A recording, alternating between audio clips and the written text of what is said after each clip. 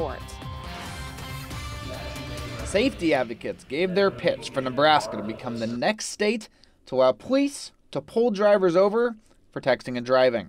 Anyone that drives can see people each day as they're driving not paying attention while using a cell phone. Texting and driving is currently a secondary offense under state law, so an officer has to see a driver commit a different traffic crime before citing them for texting and driving. The two bills brought to the committee Monday would change that. People, for the most part, at least here in Nebraska, when we have a law that makes a change, most of the people know it's the right thing to do. So how would police actually catch drivers doing this and then prove it in court? Well, Lancaster County Sheriff Terry Wagner says it's likely many drivers will simply admit fault or show them their phone. And if not, there's another option. Looks like you were texting. I'm going to seize your phone, and I'm going to get a search warrant to see if you were texting at the time this violation occurred. The lone opponent, Spike Eicholt, representing defense attorneys, says the bill is unnecessary, as Nebraska already has laws like reckless and careless driving. Using your phone in any manner doesn't permit you to violate other rules of the road. If you are weaving within a lane, if you speed, if you're driving excessively slow, all of these things you can be stopped for. Omaha Senator Rick Kowalski introduced one of the bills and mentioned Iowa making a similar move in 2017. He showed off stats showing the number of citations increasing dramatically after the law went into effect. But some say those numbers are misleading. But I didn't hear the necessary leap, and that is that they had any safer streets or any lower accident reports. No one said that. A similar bill was pushed by safety advocates Monday that they say would save lives.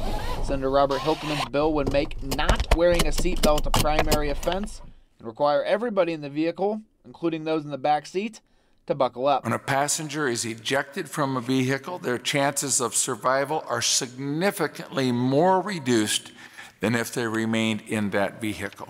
Eicholt says Nebraskans have the right to be left alone in their vehicle, even if they're making themselves unsafe. And however poor of a choice that might be, that is a choice that people can make.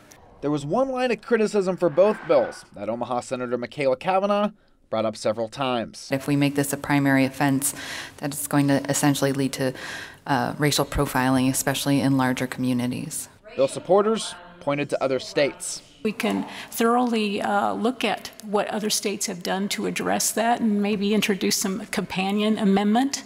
As for what's next, there seems to be an optimistic outlook for the distracted driving bill. Earlier this session, Senator Joni Albright told me she was on the fence. In committee Monday, she seemed to be leaning one way, but said they need to get the language on the bill correct. I certainly don't want to be the product of someone who's lost their life because of myself, thinking that some message is more important than my responsibility on the road. Now, one of those distracted driving bills will go a step further, making it a primary offense for those on learners or school permits to use a phone while driving at all.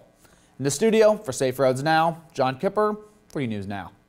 Nebraska is just one of 4 states that does not have texting and driving as a primary offense. You can check